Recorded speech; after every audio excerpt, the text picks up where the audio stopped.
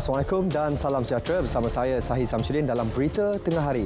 Antara fokus utama hari ini, peringatan untuk rakyat terus patuh SOP agar pandemik segera berakhir.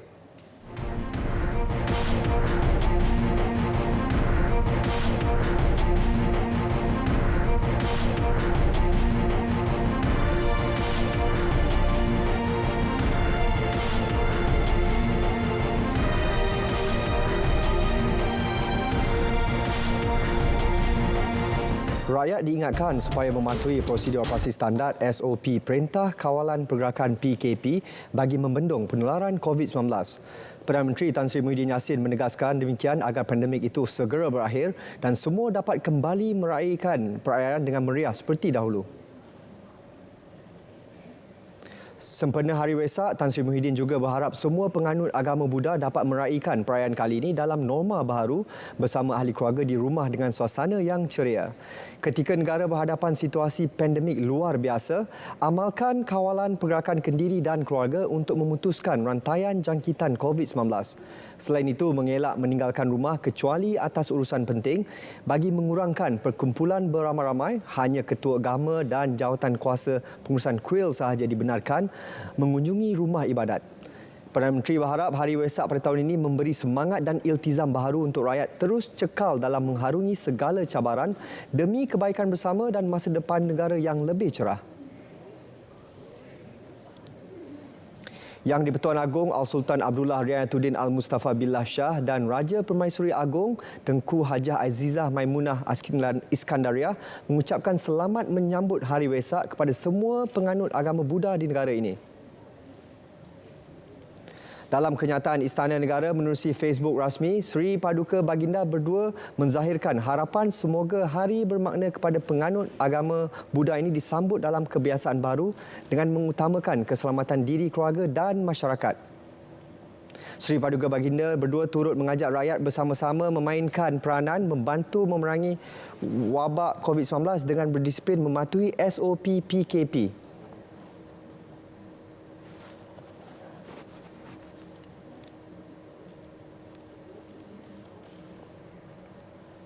Momentum Sekatan Jalan Raya SJR di Kuala Lumpur terus diperhebat susulan pelaksanaan Perintah Kawalan Pergerakan PKP 3.0 yang lebih ketat bermula semalam.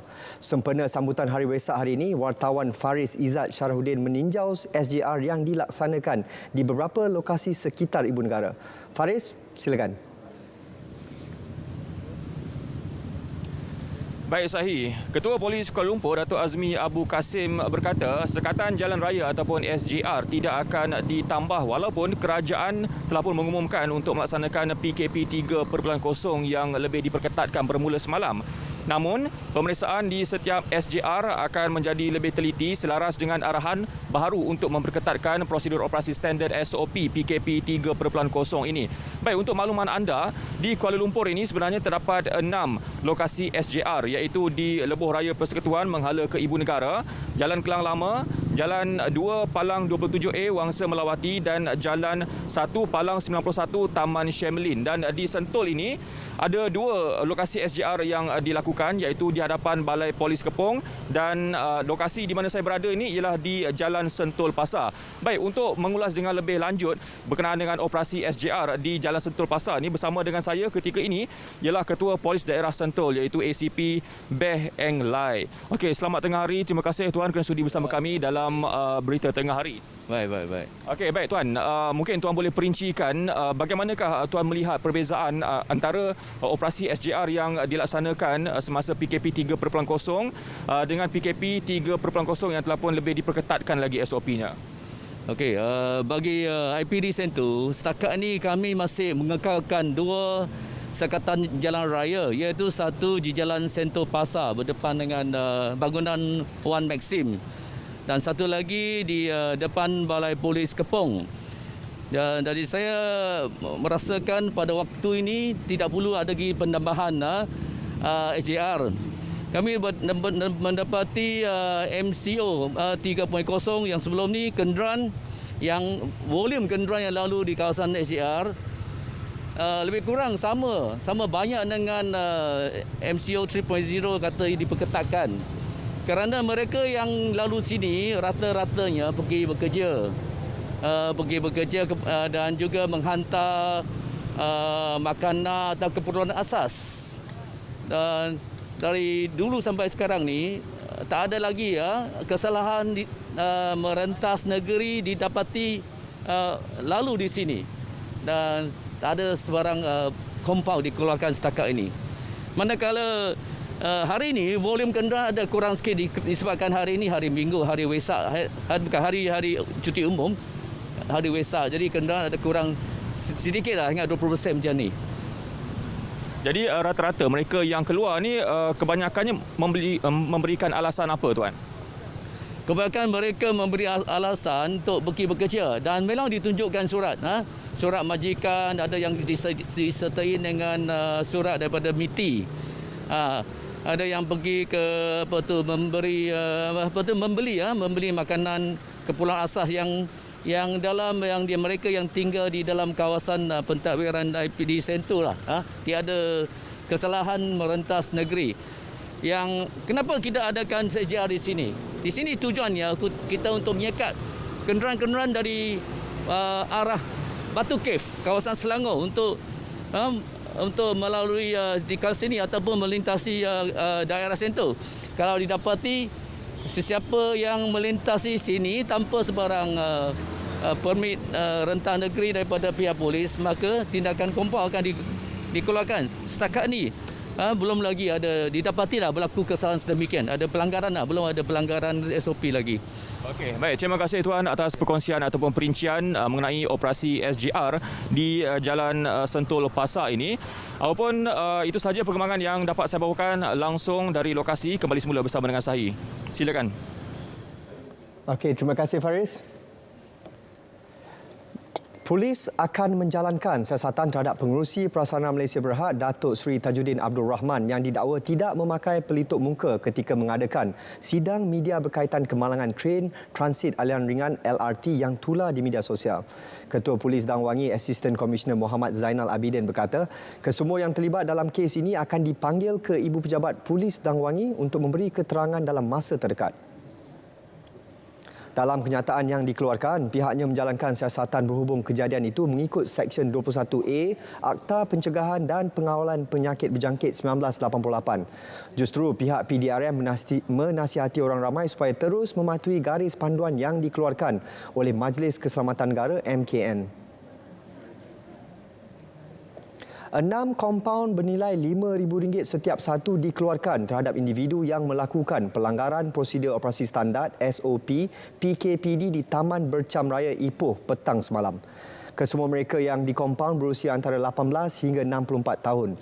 Tindakan itu susulan isu pelanggaran SOP di kawasan berkenaan yang tular di media sosial. Kenyataan Ketua Polis Daerah Ipoh ACP A. Asmadi Abdul Aziz memaklumkan antara kesalahan dilakukan menaiki kenderaan melebihi seorang. Pihaknya turut mengeluarkan 8 saman trafik atas pelbagai kesalahan. Tegas beliau, PDRM bersama agensi penguatkuasa berkaitan sentiasa melakukan pemantauan SOP PKPD di seluruh mukim Hulu Kinta sejak Sabtu lalu. Tindakan tegas akan diambil terhadap orang ramai yang gagal mematuhi SOP berkenaan. Masyarakat boleh menyalurkan sebarang maklumat dan maklum balas berkenaan pematuhan SOP PKPD ke Pusat Kawalan Bencana PKOB. 3. Tiada lagi budi bicara kepada mereka yang melanggar prosedur operasi standard SOP sepanjang pelaksanaan Perintah Kawalan Pergerakan PKP 3.0 di Melaka. Tegas Timbalan Ketua Polis Melaka SAC Razali Abu Samah, tindakan akan diambil mengikut Akta Pencegahan dan Pengawalan Penyakit Berjangkit 1988 Akta 342.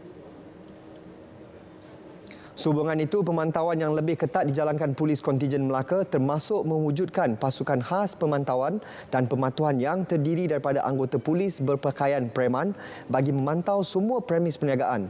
10 pasukan dikerahkan dengan setiap pasukan terbabit mempunyai pegawai kanan yang membolehkan mereka mengambil tindakan saman terhadap sebarang pelanggaran SOP yang dilakukan pengunjung.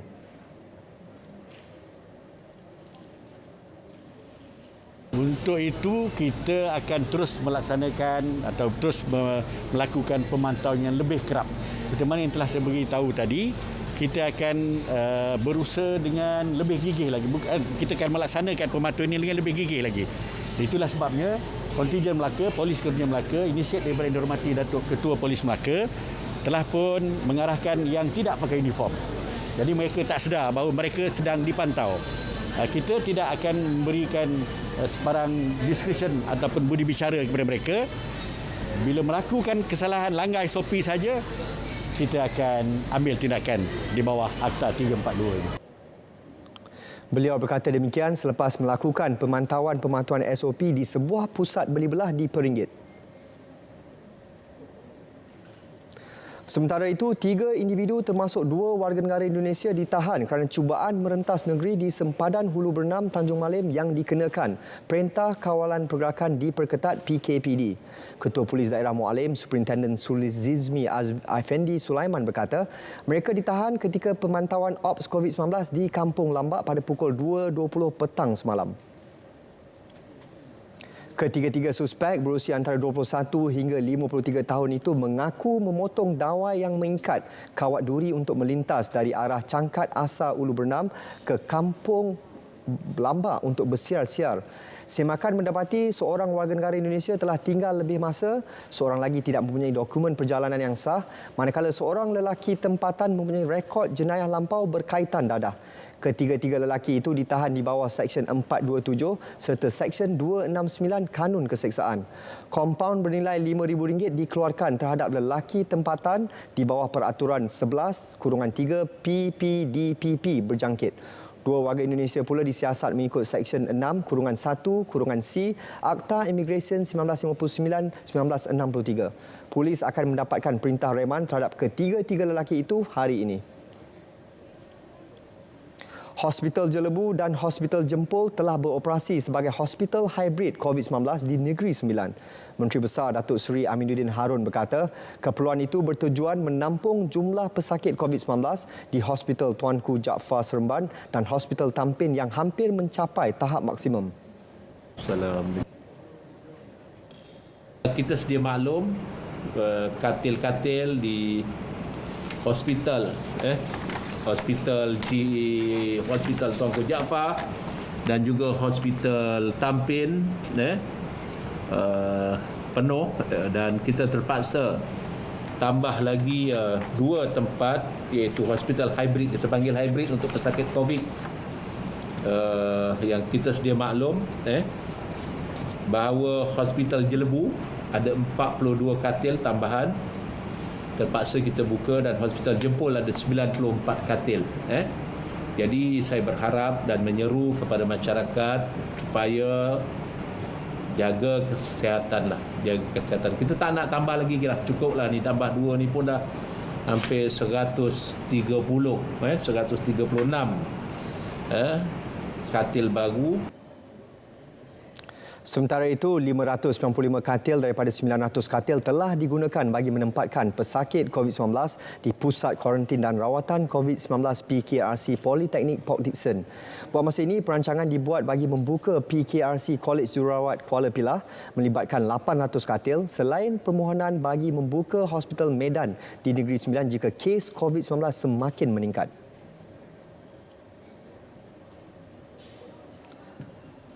Sebentar tadi telah masuk waktu zuhur bagi wilayah Persekutuan Kuala Lumpur dan kawasan-kawasan yang sewaktu dengannya.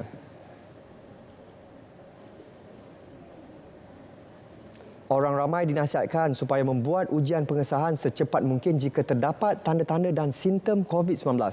Menurut pakar perunding patologi virologi Kementerian Kesihatan, Dr. Rozaini Muhammad Zain, ujian RT-PCR adalah sangat sensitif dan spesifik kerana ia berupaya mengesan kehadiran genom virus SARS-CoV-2 dari sampel pesakit berbanding RT-KAG.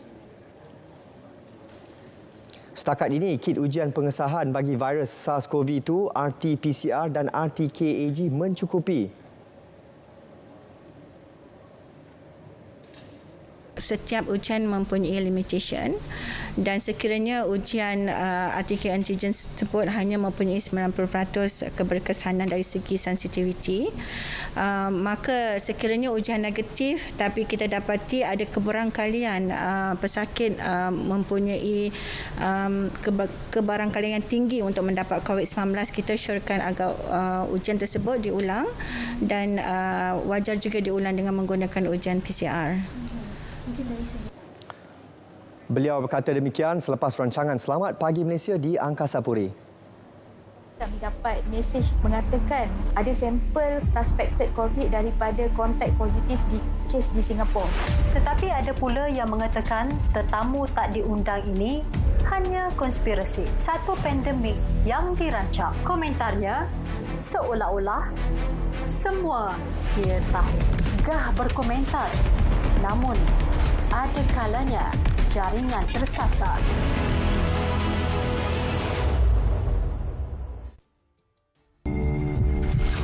Selamat pagi, kita ambil suhu kan?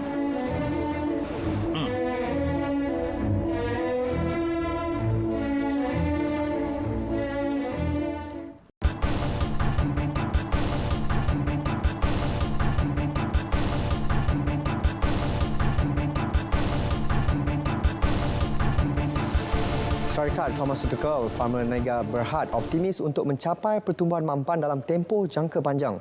Pengurusinya Datuk Seri Muhammad Syazali Ramli menyatakan kontrak kumpulan itu dengan Kementerian Kesihatan untuk menyediakan ubat-ubatan dan bekalan perubatan masih berkuat kuasa sehingga November 2024. Menerusi laporan tahunan Pharmanega 2020, jelasnya syarikat juga bersedia memanfaatkan pertumbuhan baru di pasaran domestik dan luar negara. Ini sejajar peluang baru yang ditawarkan sektor penjagaan kesihatan global, awam dan swasta. Sebagai sebahagian daripada pelan pertumbuhan mampan jangka panjang, Pharmanega turut merancang untuk mempercepat pertumbuhan perniagaan pembuatan vaksin menerusi projek vaksin halal. Usaha tersebut bakal menyaksikan kumpulan menubuhkan kemudahan vaksin halal pertama yang dijangka siap menjelang 2022. Sekaligus menghasilkan aliran pendapatan baru bagi kumpulan menjelang 2024. Persekutuan Pekilang-Pekilang Malaysia FMM berharap kerajaan mempercepatkan program vaksinasi kepada sektor ekonomi. Presiden FMM Tan Sri Soh Tian Lai menyatakan langkah itu bagi mengurangkan risiko jangkitan COVID-19 berikutan sektor ekonomi dibenarkan beroperasi sepenuhnya pada Perintah Kawalan Pergerakan 3.0. Government to accelerate the mass immunization program through a parallel vaccination implementation by private hospital and clinics. FMM also hopes the vaccination for the economic sectors will be expedited to achieve faster herd immunity. Beliau melalui rakaman video itu turut menzahirkan penghargaan kepada kerajaan kerana pembukaan sektor ekonomi. FMM katanya akan sentiasa menasihati pemain industri untuk mematuhi SOP agar dapat mengelakkan COVID-19 dari terus merebak. Suruhanjaya Security Malaysia SC melancarkan Fikra Islamic Fintech Accelerator Program Fikra dengan kerjasama Dana Pembangunan Modal Pertubuhan Bangsa-Bangsa Bersatu UNCDF. Pengurusi SC Datuk Said Zaid Alba menjelaskan Fikra bertujuan mengenal pasti dan menilai penyelesaian relevan dan inovatif dalam bidang teknologi kewangan Islam fintech. Fikra juga akan membantu menangani 3 bidang cabaran utama iaitu penawaran dalam pasaran modal Islam baharu, kemudahan akses dan integrasi kewangan sosial. For fintech aspirants and innovators, Fikra will enable you to leverage UNCDF and other like-minded partners for mentorship to refine your business models, ideas and solutions related to the Islamic capital market. You will also stand to gain from regulatory guidance provided by the SC on securities law early in the development stage. Fikra kini dibuka untuk pendaftaran dan dijadual berlangsung selama 3 bulan bermulai Julai ini. Washington mahu jalin semula hubungan dengan Palestin.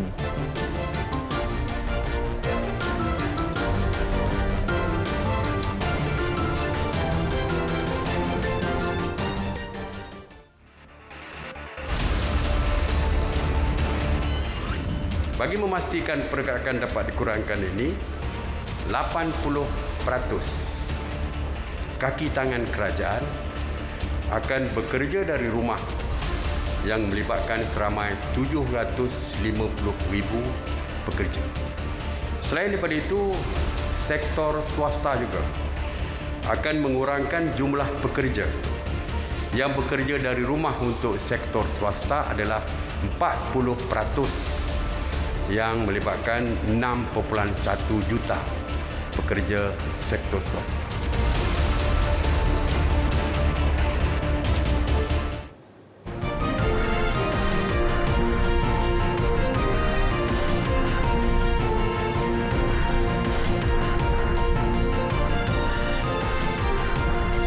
Setiausaha Negara Amerika Syarikat Anthony Blinken berkata Washington mahu menjalin semula hubungan dengan Palestin. Ke arah itu juga, Amerika berhasrat membuka semula konsulat di Baitul Muqaddis serta bersedia menyalurkan bantuan tambahan sebanyak $75 juta bagi pembangunan serta pemulihan ekonomi Palestin tahun ini.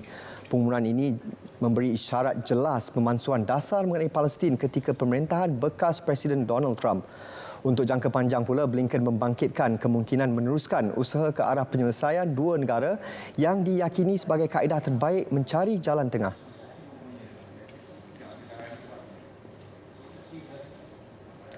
Jangkitan COVID-19 di seluruh dunia kini melepasi 166.86 juta, manakala angka kematian mencecah 3.45 juta. Setakat Isnin, Pertubuhan Kesihatan Sedunia memaklumkan lebih 1.489 bilion suntikan dos vaksin telah diterima penduduk seluruh dunia. Bagaimanapun, Amerika Syarikat masih mencatatkan jumlah kes jangkitan juga kematian tertinggi. Kes jangkitan telah melebihi 33.14 juta, manakala kematian mencecah 590,000. Sementara Brazil mencatatkan jumlah kematian akibat COVID-19 melepasi 450,000 semalam. Kementerian Kesihatan turut melaporkan 2,173 kematian baru. Dan Brazil memutuskan untuk menunda program vaksinasinya. Susulan itu, ahli epidemiologi menyatakan kebimbangan terhadap penularan gelombang virus baru akan melanda. India pula kini mencatatkan lebih 27 juta kes jangkitan COVID-19 dengan 196,427 kes harian baru dalam 24 jam terakhir. Kementerian Kesihatan dan Kesejahteraan Keluarga Persekutuan semalam menyatakan New Delhi mencatatkan buat julung kalinya kes baru di bawah 200,000 dan 3,511 kematian turut dicatatkan dalam tempoh 24 jam terakhir, menjadikan jumlah kematian kini 307,231. Manakala lebih 2.5 juta kes disahkan masih aktif. Sementara itu, kawasan luar bandar India terus mencatatkan peningkatan kes berbanding bandar besar. Menurut statistik rasmi, lebih 20 kes baru dicatat di Desa Katapada Baharu. Baharu ini berbanding satu sahaja kes pada gelombang pertama. Di Vietnam, pihak berkuasa Hanoi memerintahkan penutupan perkhidmatan di restoran serta kafe serta kedai gunting rambut dan kecantikan. Arahan itu berikutan peningkatan jangkitan tempatan COVID-19.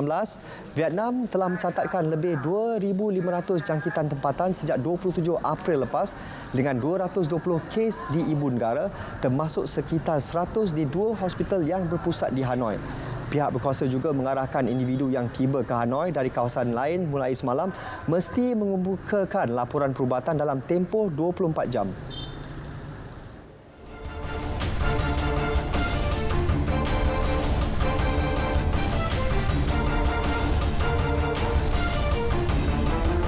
Pengurus Manchester United Ole Gunnar Solskjaer mengakui hanya kejayaan menjulang trofi Liga Eropah sahaja yang bakal menentukan musim cemerlang buat kelabnya.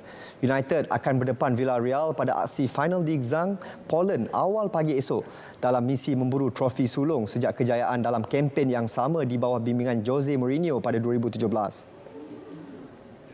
Selepas menamatkan kempen Liga Perdana Inggeris sebagai naib juara musim ini, Solskjaer kini dalam misi mengembalikan semula kegemilangan United seperti era Alex Ferguson.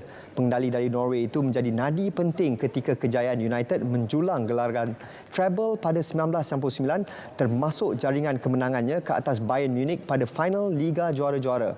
Justru pengurus berusia 48 tahun itu berharap dapat menamatkan penantian memenangi gelaran sulungnya sebagai pengurus United sejak tiba di Old Trafford pada 2019. Yeah, of course, you go into every game as the next one is the most important one, and this now is a final, which happens to be the end of a season, and you can define the season after tomorrow. So far, we've improved, but as you say, we'll all go home happy only if we win tomorrow. These players are ready for this, and that's the main thing. I've seen in them something growing inside of them, more and more confident, more and more robust, resilient to setbacks, and as a group, I'm confident that we're ready for this now. United sebelum ini mara ke separuh akhir Liga Eropah musim lalu namun tewas 1-2 kepada Sevilla yang muncul juara. Sementara itu, jurulatih Villarreal Unai Emery percaya aksi final Liga Eropah dengan Manchester United membuka peluang mereka untuk menempatkan diri sebagai antara pasukan handalan Eropah.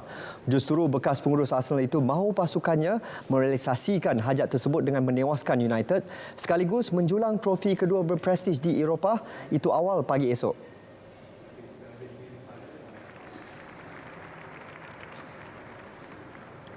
Entonces, romper barreras era uno de los objetivos que se van teniendo durante estas temporadas atrás. Este año también lo era y lo seguirá siendo. Entonces, hemos roto la barrera de las semifinales, tanto en la Liga, en Europa. Ahora estamos en la misma situación. Nosotros somos candidatos ya firmes a poder disputar este título contra el favorito que es el Manchester United. Ellos tienen muy buenos futbolistas, tienen una historia, tienen una experiencia en Europa y nosotros tenemos una reciente historia muy fuerte de mucha credibilidad para poder merecer estos momentos. Villarreal merupakan antara pasukan yang kuat dalam La Liga sejak dinaikkan pangkat kesayangan utama Liga Spanyol itu pada 1998.